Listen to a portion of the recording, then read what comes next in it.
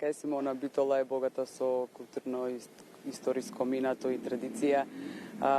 И сите оние вредности кои што ги поседува овој град, кои што исто така се значени и за државата, беа промовирани во проектот за историските објекти во Битола, заштитени со закон од османлискиот период. Автор на овој проект е Агим Джейло и исто така учество зема и професорот по историја Љупчо Стојановски, кој што е исто така со нас ова утро, како и Орхан Демири, професор по исламски науки, кој што ова утро за жал не беше во можност да биде со нас.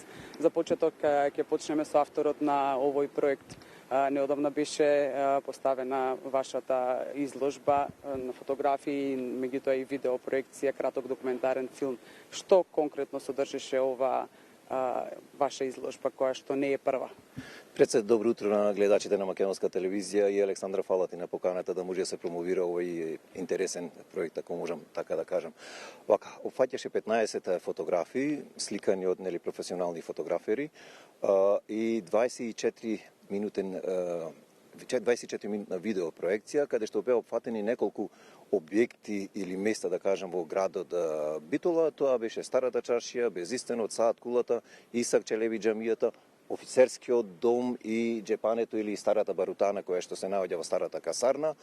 Тоа бе само дел од објектите кои што можеа да се снимат. Битола, знаеме дека има многу такви објекти кои што треба да се презентираат пред се на македонската јавност, затоа што навистина ние сами во Битола живееме, не знаеме со какво богатство располагаме и ги има во предвид да се снимат уште повеќе, но со професорот решивме да се снимат само овие објекти, каде што професорот добро го објасна значењето на секој објект, посебно колку се битни пред се за градот Битола. Која е целта на овој проект и како се роди идејата, желбата? Целта е исто како и пред 2 години, имав исто таква една слична изложба, каде што беше презентирана Исак Челеби џамијата и Хајдар Кади џамијата, но како историски верски објекти да се представат на пред се на битолчани, но сепак и на сите оние туристи кои што доаѓаат во градот, но пред се и на жителите на Македонија. Исто така овој пат сакавме да презентираме овие 5 или 6 објекти, да кажам.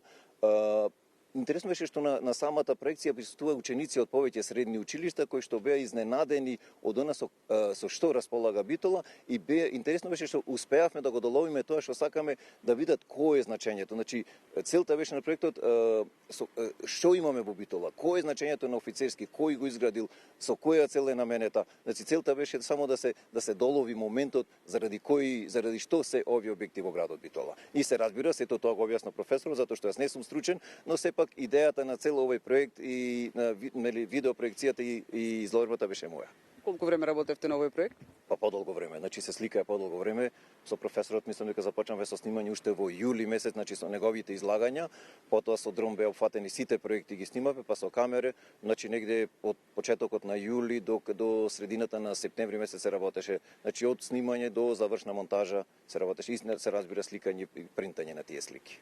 Така, повеќе околу историскиот аспект ќе поразговараме со нашиот гостин, професорот по историја Љупчо Стојановски. Професоре, кој беше вашиот дел во овој проект? Вашата улога? Добро утро до гледачите на Македонската телевизија. Мојата улога во ова истражување беше да истражувам за овие објекти и да припремам она што е најдобро, најконцизно, најпрецизно за да се раскажи за овие објекти. Јас истражував за 6 објекти, како што спомна Агим, и тоа за Саат кулата, за Исак џамија, за Безистенот, за Старата битолска чаршија, за овој Офицерски дом овде и за барутаната или познатото џебане, во кое што се чувал барутот за потребите на барутот и оружје за потребите на битолската касарна. Сега вака, ако сакате можам да направам некој краток осврт на некои работи за кои што истражувам. Значи битолската Саат кула, вака како што ја гледаме денес, таа не била во ова, онака како што ја гледаме денес. Таа била до 1912 година само безсатен механизам, односно како камбанарија за да го означува времето. Инаку до османлиите тука до 1912 година таа го означувала времето под ала турка или на турски начин, а после, значи 1913 година таа времето го означувала по европски тип на сметање на времето. Инаку првиот сатен механизам е поставен во 1927 година, но потоа е заменет во 1936 година. И овој сатен механизам сега што го гледаме е поставен исто и тука таму мислам од 1936 година.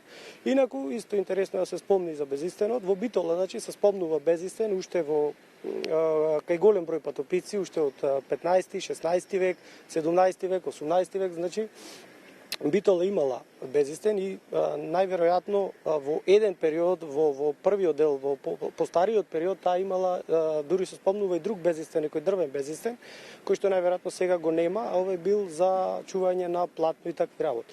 Во 19 век, во првата половина на 19 век, кога Битола станува седиште на румелискиот вилает, тука значи доаѓа се сместува голема армија, Битола станува конзулски град, потребите за има место каде што би се чувала скапата роба или парите од државната благајна, значи биле сместени во битолскиот безистен. И затоа овој лик кој што денес го гледаме на улицата Широксокак е некаде во првата половина од 19 век. Така, баш е интересно и приказната. Битола е позната по широкиот сокак, меѓутоа досега еве можеби многумина од нас немаат размислувано и можеби не знаат како настанал тој. Па јас она што го имам читано и истражувано, во првата половина од 19 век, некаде после 1830 година, за да може војската многу брзо од касарните кои што биле тука некаде во близина да стигне до безистенот, а ако евентуално е ограбуван или има таков знак, за да може војската по најкраток можен правец, значи да стигне до безистенот и брзо да реагира. Тоа е некаде вака ликот на Широксокак кој што настанал вако како што го знаеме денес, од прилика 190 на година. Моментално се наоѓаме пред овој архитектонски бисер кој што е надалеку прочувен. Која е историјата за него? Па вака, овој го започнале осмалиите во 1909 година, но немале среќа да го завршат, затоа што во 1912 година започнале Балканските војни. Па после тука ќе имаме и Првата светска војна и завршувањето на овој офицерски дом било во 1919 година, кога на овие простори ќе биде Кралството Југославија, односно Кралството на србите, хрватите и словенците. Но вако како градба и покриен бил уште во време на осмалиите. Да се вратиме сега на овие сите објекти кои што се со историска важност и за нивната заштита. Во Битола постојат голем број на објекти кои што се под заштита на културното наследство. Дали е потребна поголема грижа за истите? Сметам дека да. За некои објекти во Битола, овие сега што ги спомнавме, пример Саат кулата, Исак Челеби џамија, безистенот, офицерскиот дом, знаеме пред 10 години како изгледаше, но сега веќе изгледа многу убаво. Сметам дека се во добра состојба, но сметам дека Битолската чаршија може да биде да се обрни, да се стави поголем акцент и да добие некој поинаков живот, барем ноќниот живот или јас сметам дека треба да биде поќе заштитена Битолската чаршија, а исто така и барутаната, горе што викаме тврдината, сметам дека таа е оставена онака на забот на времето и треба да се води поголема заштита, односно целосно да се санира и да изгледа објект кој што ќе може дури да привлекува туристи.